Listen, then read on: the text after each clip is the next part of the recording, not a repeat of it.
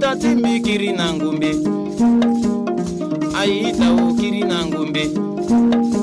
timu pardon namba kiri nangumbe, itatimbi kiri nangumbe, titene siriri aga kiri nangumbe, ita o kiri nangumbe, tile krekodro kiri nangumbe, itatimbi kiri nangumbe. Titena iyetere o kiri nangumbe nakotana o nakotani o nakotana o nakotani o oka. Chers téléspectateurs, bonjour. Bienvenue dans votre émission hebdomadaire DDER Magazine qui vous parlera aujourd'hui des réalisations du PNDDER au profit des communautés d'accueil ou la population civile. À la présentation, Jules Gauthier Mbapo, et à la supervision, le coordinateur général de l'OMPDDER, M. Samuel Toitena. Le programme national de désarmement, démobilisation, réintégration et rapatriement, en abrégé PNDDER, fait partie intégrante de l'effort global du gouvernement pour la stabilisation, la sécurisation et le relèvement de la République centrafricaine. Ce programme vise à rapatrier d'office les combattants étrangers et à offrir des opportunités d'intégration dans le corps en uniforme de l'État, c'est-à-dire dans la police, la gendarmerie et les forces armées centrafricaines. Aussi, ce programme apporte un appui significatif aux communautés d'accueil à travers le projet de réintégration des ex-combattants en sa composante 2 dénommée Appui aux communautés d'accueil. Ce programme, c'est-à-dire le PNDDER, veille à ce que les combattants qui ne sont pas éligibles au processus DDER soient orientés vers le projet de réduction de la violence communautaire en abrégé. C'est un sigle en anglais qui s'appelle CVR, Community Violence Reduction. Malgré tout cela, beaucoup de personnes pensent que le DDER, c'est seulement la collecte des armes de guerre. Beaucoup de personnes pensent que le DDER ne profite qu'aux combattants. Et pour permettre à ce que le grand public puisse comprendre le processus et connaître l'appui que les communautés d'accueil, la population civile non combattante reçoivent dans le cadre du PNDDER, nous avons invité sur ce plateau le coordinateur régional numéro 3, M. Fabrice Banga,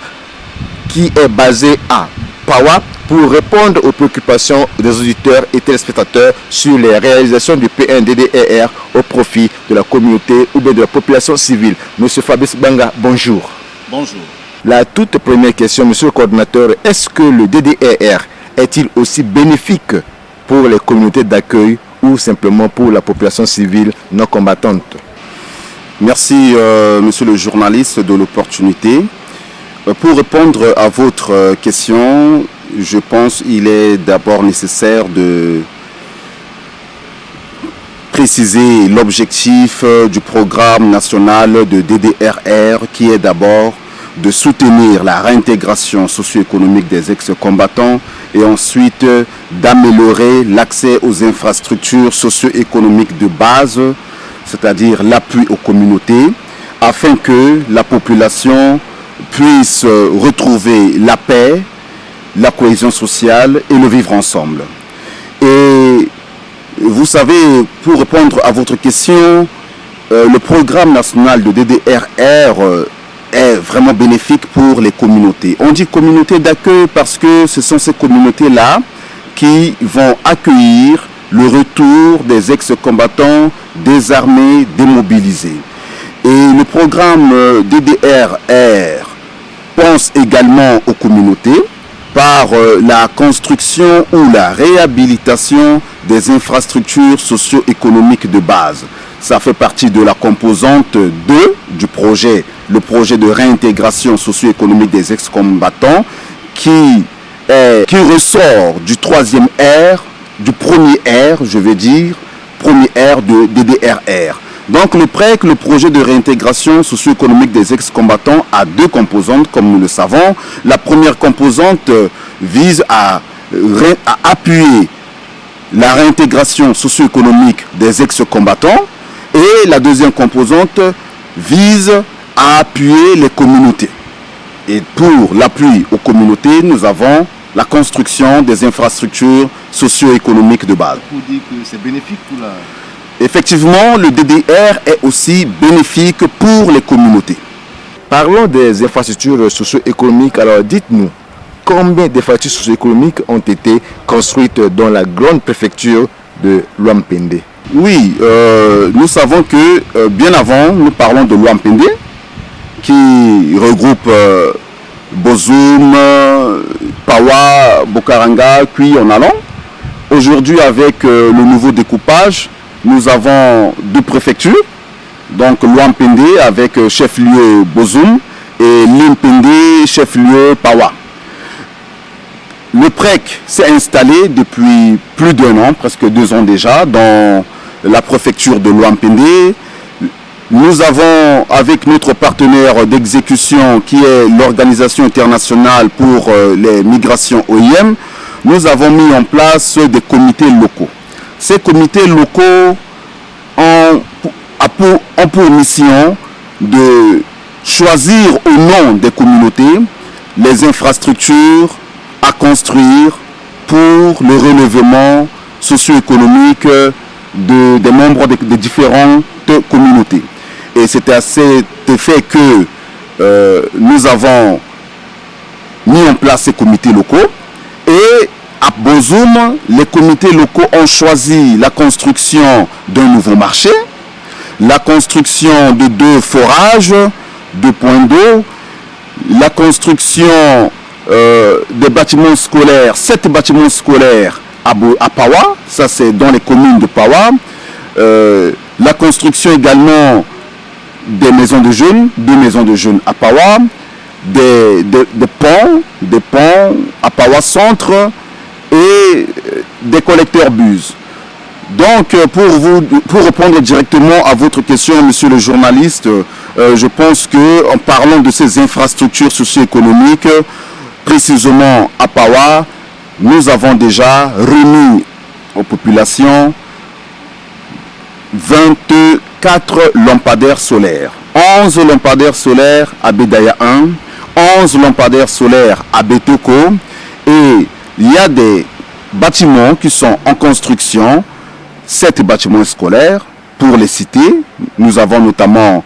un bâtiment scolaire à Bozoï 1. Bozoï, c'est à 5 km de Pawa. Nous avons un collège à Gouzé. Nous avons un autre collège à Talé, un collège à Bavara, un bâtiment scolaire de 3 salles de classe et 2 bureaux à Béboura. Et de l'autre côté, à Bédaya 1, nous avons, comme je l'ai déjà dit, un bâtiment scolaire et une maison de jeunes. Ils ont déjà bénéficié de 11 lampadaires solaires, ceux de Bédaya 1. Et à Betoko, ils ont bénéficié également de 11 lampadaires solaires. Il y a une maison de jeunes en construction et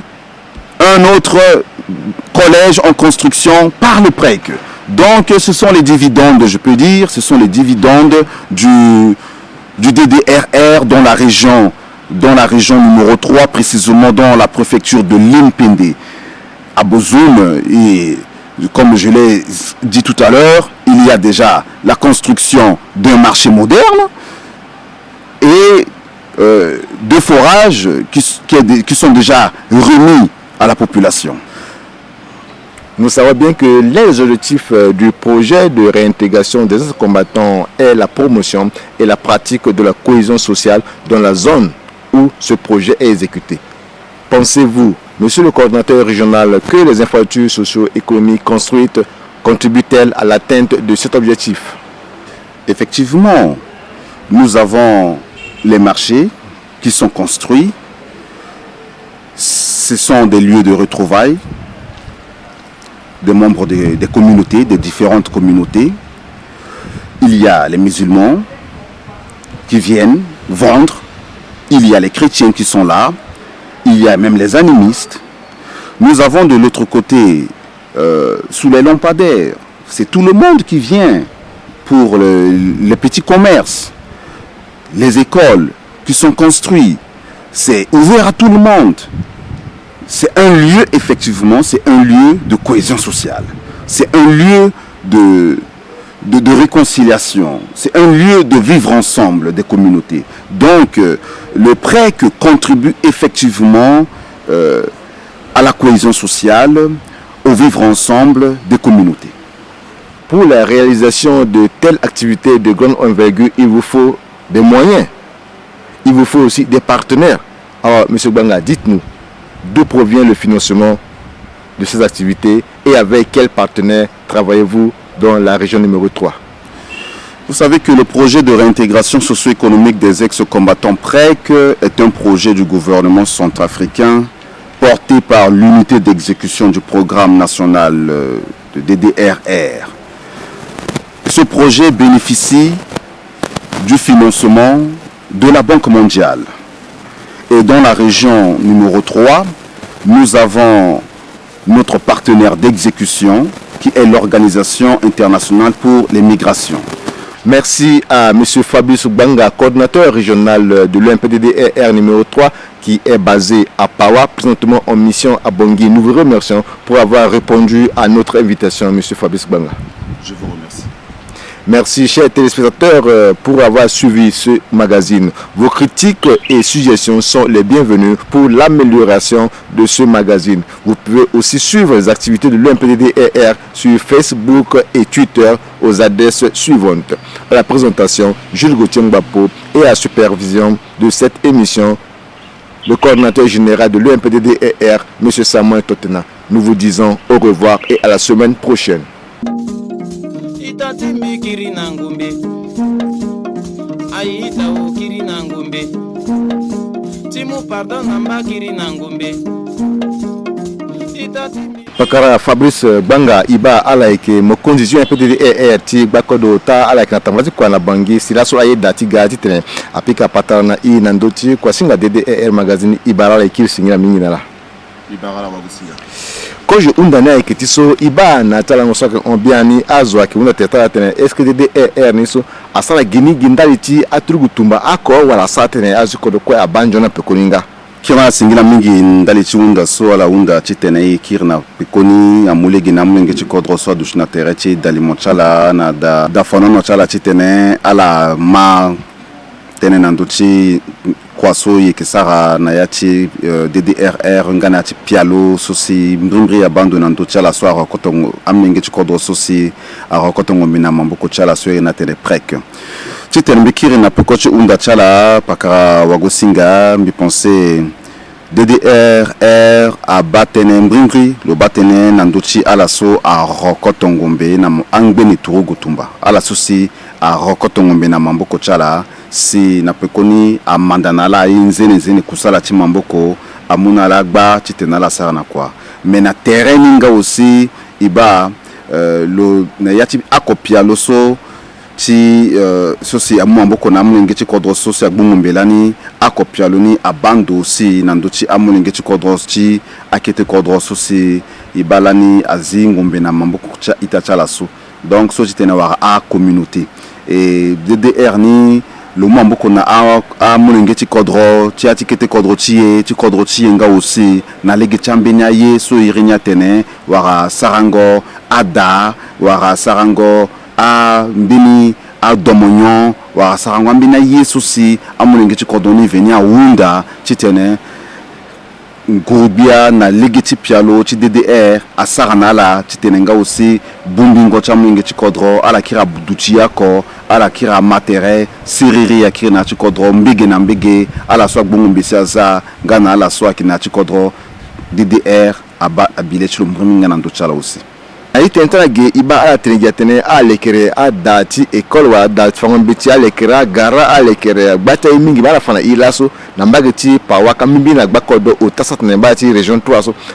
ngoti ada wala adati école wala adati masika ukesi alekere na we na ti kota kambati pero ti DDR so mbiansi pero ti preka salani ndati so sakin ngurubia itne alekesi yati ko ti be Afrika amai alfana ye ada wala ukesi ngurubia alekere ni na legeti pero ti prekso na mbageti gbakodo otaka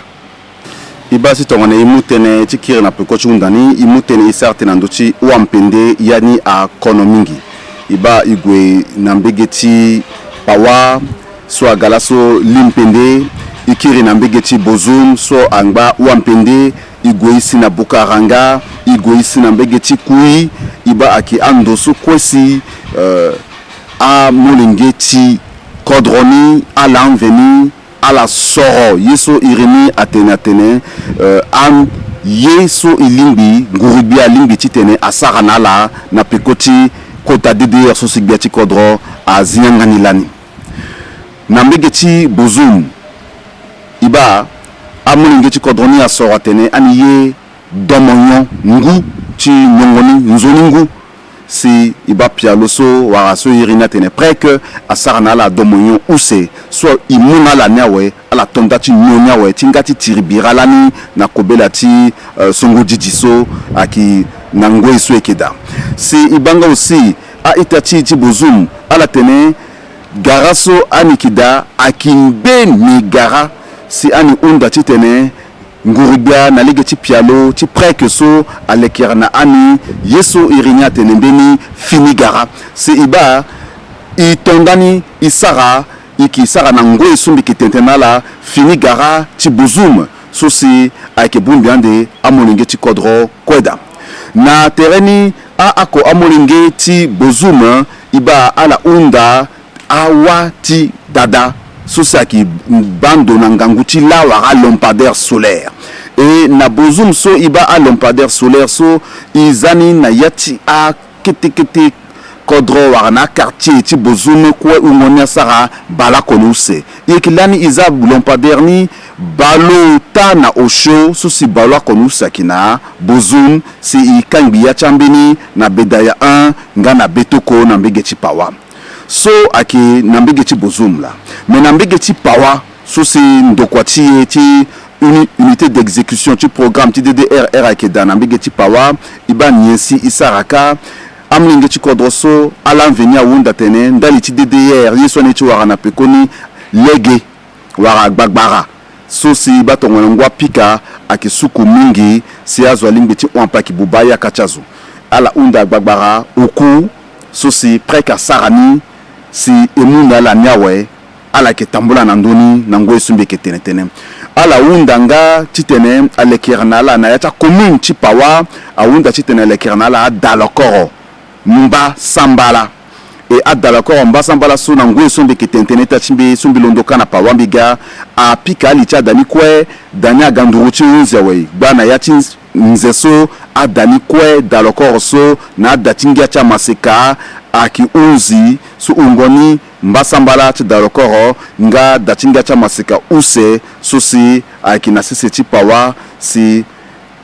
isa kusarani aganduru ti unzi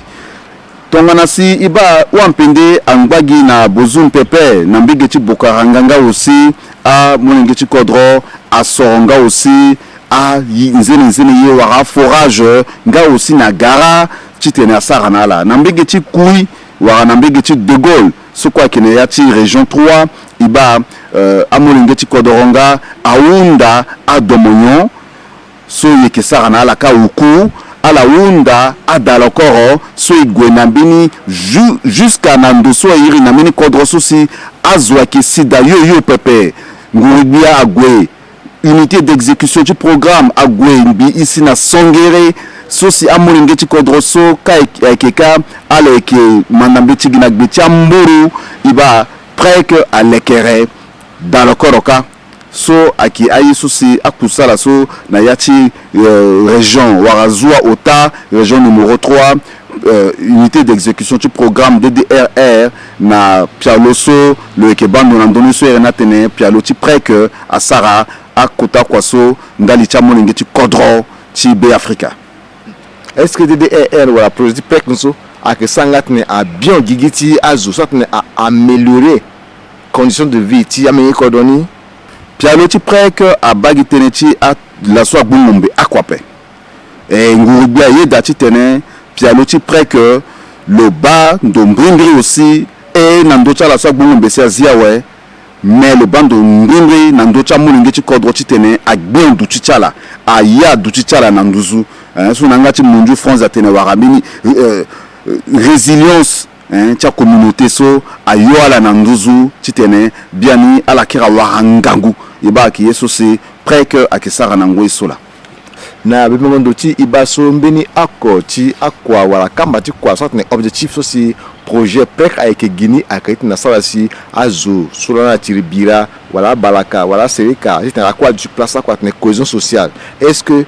mara kwa so sera que ça wala ti lekingo dati ko wala lekingo a domonyo wala lampadaire soit que ça c'est so est-ce que ake mulege tene biani amenye kodo a du ko place ko ti na leke garaso ake sa ngani wa lampadaire wala a fora so est-ce que aider tene asa sisiri wala mangotere wala cohésion sociale akiri na ti koroti pawa wala bakodo ota social akira sala kwa yanso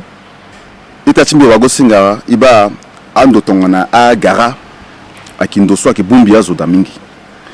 e na legeti a ko joli kwe na yisu isaraso wa lekerengo ada lokoro wa garaso i onko joli kwe titene i sensibiliser a molenge ti kodro na ndali ti yeso ngurbe da ti sara ala wunda ngurbe te ni sara na ala ambenya zwa kitene ngurbe na ta kodro ti al da lokoro akapeme ilingo ndaso ibando na leti afinia da lokoro aye so singurbe ke sara aikeda mais akiandoso aike bombi a molenge ti kodro i sensibilisala titene ala molenge ti kodro ni a gando ti cohésion sociale na mbege ti kodro so mbrimri ike dana yi tene pawaso iba kimbeni tapande mingi ti cohésion sociale so si ba depuis na ti wusu so na lege tia awango so si yeke sara ando kwa ke sara ni iba aitati musulmi na a chrétien anda place ako mango terra ke da a mara kwa duti place ako mon yinga motene ba amlinge ti kodro a sangwa bumbi kwe iduchi ako iba agaraso agando ti buningo terre dalokoro agando ti buningo amlinge echa musulmi eti a chrétien eti la soigne nganza pape agando ti buningo ti azo ti tene ala mandangana mbeti si kekiri ke chala kwe aganzoni ibage ala tete mingi na ndo tenti agbakuru wala ada wala alompade si alekerni nda so se ngurubia alekerni na ame kodo na ti pek mela fana yi ala wala nginza so na ndowa singa useni ala sala kwaso maboko na boko na bumbi ti kwa wala ndo kwa wa sakimu maboko na lisanga kwa ti alekenga da wala domonyo so iba ti tene amenge ti kodro yi ngambringri pialoso si irenia ki prek so abandona ndo chala so arokoto ngombe ngana amulenge ti kodro so amunala mamboko ake pialo ti ngurubia ti kodro ti enveni e ngurubia ti kodro ti so lo za pialo so na sise lo warana koforo so si ike sara na kwa na yati a région na yati akete kodro so na mamboko ti sanduku nginja ti dunia mobimba so a ire ya tene Banque mondiale veni si amu koforo na ngurubia ti tene pialo so si unité d'exécution du programme national ti DDRR a muni ti sara akisana kwa so ake koforo ti sanduku nginja ti dunia mobimba si na yati a azuwa wara région so yeke sara kusala da iba yeke na a partenaire d'exécution so si ndokwati unité d'exécution ti DDRR anala a suma mboko na gbeti mbeni mbeti so si amuna la lege ti tene ala sara kwa na tere ti ala so si arokoto ngombe na mamboko ti ala we afana ala ye amuna ala kite a sara suivi ti ala singa na mbege a partenaire d'exécution ni lo bando na ndoti anzene yeso si amenge ti kodro wunda so ijireni ge kwe wara da wara yeso kwe agbagbara so ti tene lo sara ni sinambege ti na pawa partenaire d'exécution ni so ayeke oyem so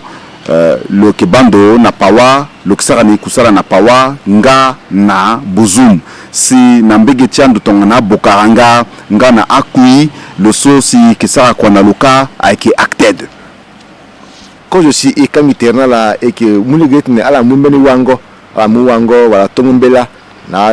ngela trugutumba amunga wango wala tongumbela nga na me kodo sera munga te atanga ten na biati kodo na kuta se be Afrika so ke ba isa ke mayina de meso teti nyesi ala ke na ni ten ni ala so ke mokonzi ti ba kodo ta ti UMPDDR c'est vrai que ça quoi la magati pawa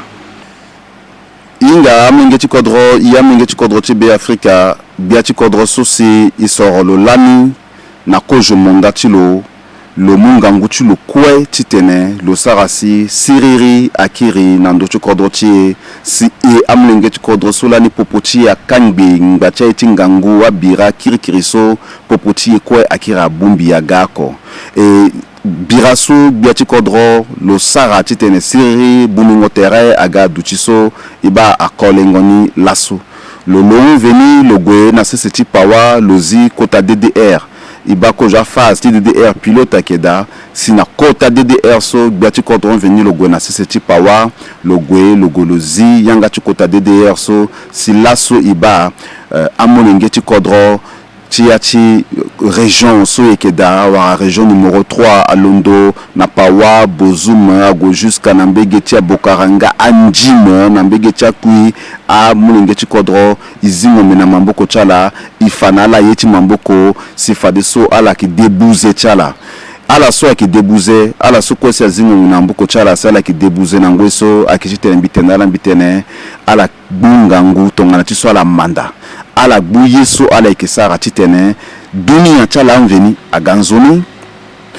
titene kodro wa commune chala alundo na nduzu si siriri aduchi na yati a commune na yati kite kodrotie na yati kodrotie ndaliti nzoni kuaso ala ikesara ala susi ake a mulingeti kodro wa communauté yunda na la titene ala mveni a wunda titene ala wara a yitongana dalokoro wara a domonyon wara a gara wara a yesu a gbagbara so la wunda so a eketitene ala batani zoni izina ya chilitie atene titongana si yake menge chikodo agwa bubada agwa fada agwa biso izina ya chilitie so akiti i ti kekere keti amonenge ti e ti kekere keti kodro ti e ti maingo cha commune ti e ibala so kodrotie akiri na peko mingi akina inveni titene iyalo na nduzu emu mamboko na la sosia mune ikoforo emu mamboko na ngurubia so yeda na vurubeti lo titene laso lo yayi na nduzu DDR so eba ikida na ngwe tigba ti kodro fosta quand je te dira aketonga na DDR ti kojo mbeni pepe ak DDR so si akende teneti so akusala so yeke sara na yani amuma mboko na amulenge chikodro kwa titene siriri akiri ngurubia warana bia chikodro tongana ti sosi ima fade so na yati dengo batilo lo sara tene ti nandoti DDR so titene biani lo mungangu si fade biani DDR agwinzuni si kusala ti DDR so ikiri na ngurubi na bia chikodro kota singila mingi tene ti so lo ke babaso lo yiti tene kodro ti lo amai lo yiti tene siriri ya duchina ti kodro ti si kodro ti agwina nduzu e sambela nzapa titene atene so lo tene lo debayanga na ndoni lo sara na kwani tongana ti so lo tondani simbisi na ngweso la so iba yeti pekoni aketi tongana si azwa ki gona kita kodro aki matene prek aki yeti pekoti DDR so sigba ti kodro aluchi na ndoni mata donc ake nduru tene so wa nduru wango so ndekenani titene bimu na ita ti kodro titene ala dabetela na ndoni pakara Fabrice Banga iba ala eke mokonzi sur PDDR ti bakodota ikiri singira mingi na si aida ti galasna na ti sangondo ti tne ipika patara mingi titne ifa akwa ndende aussi ti prek eke salani ndali ti amani kodo si agbuta ngombe pepe ikiri singira mingi na la bilambi kirna singira